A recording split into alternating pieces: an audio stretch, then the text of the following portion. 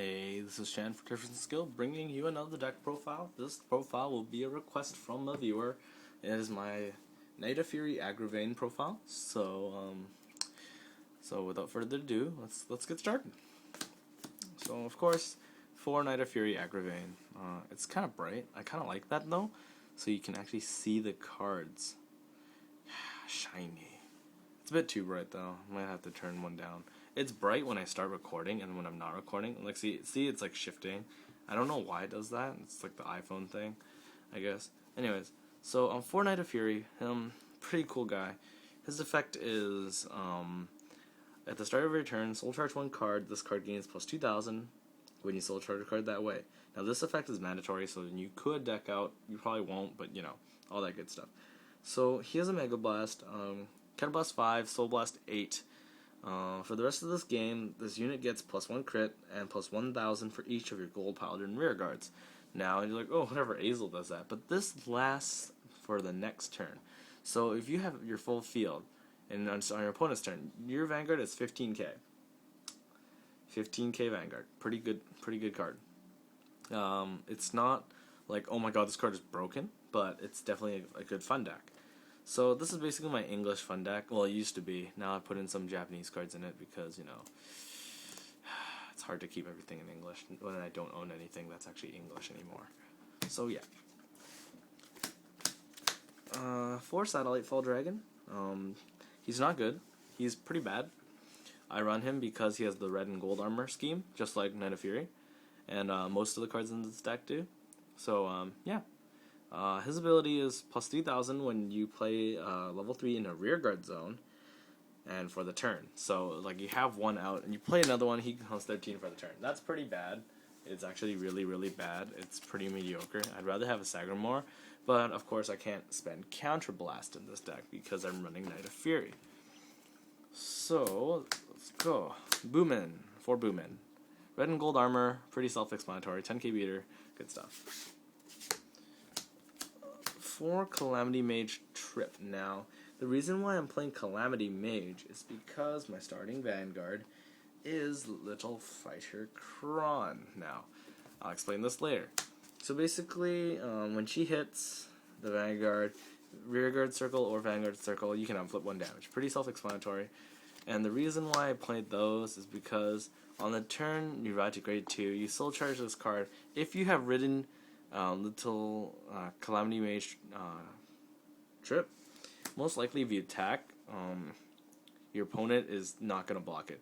Now my mat looks really nice when it's really bright, and then now that it gets dark, actually I think it's because the cards are here.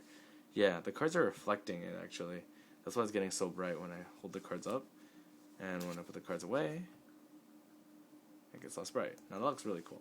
Anyways, so the plan is that you get to soul charge this back, look for a card, and then, you know, whatchamacallit, and then unflip damage, yeah. Sorry.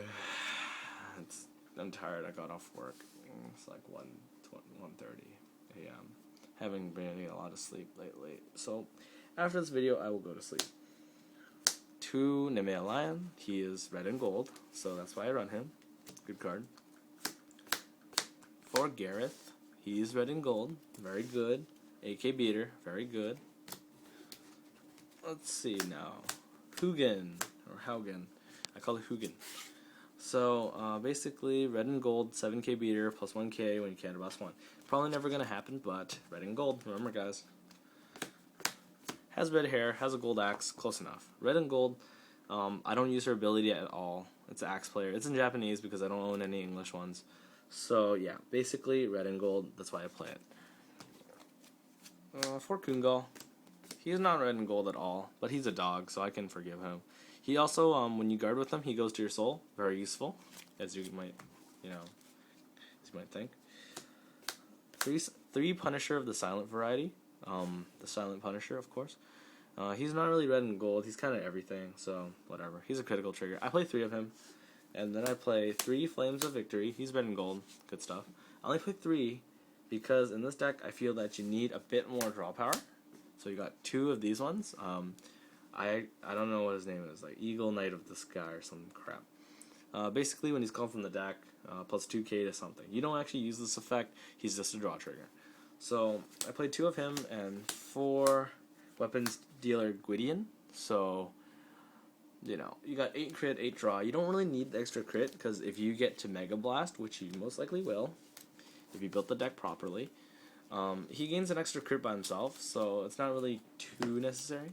And 4 heals, of course. Now, heals will not only heal you and save your life, they'll also help you unflip damage. Now, it's not a reliable source of damage unflipping, but it's likely that you get 1 heal every game. So if you like activate the counterblast early, there's a good chance of you, if you didn't unflip with Major Disaster Trip, that you will be getting a heal, and you will heal that flipped over damage. So this is basically how I played the deck, how I interpreted I should be building it. You don't have to follow the color scheme thing, it's just my thing. I think it looks very nice when all your cards look kind of the same, or like at least follow a pattern. So yeah, this is my Knight of Fury deck profile. Hope you guys like what I'm putting out. We've been kind of lazy, kind of tired, kind of busy. So yeah, I'm really tired. I'm gonna go to sleep, guys. Good night, everyone, and by the time you're watching this, it's probably going to be in the morning, so you'll be like, what the hell? But yeah, nothing much else to say, so bye, good night.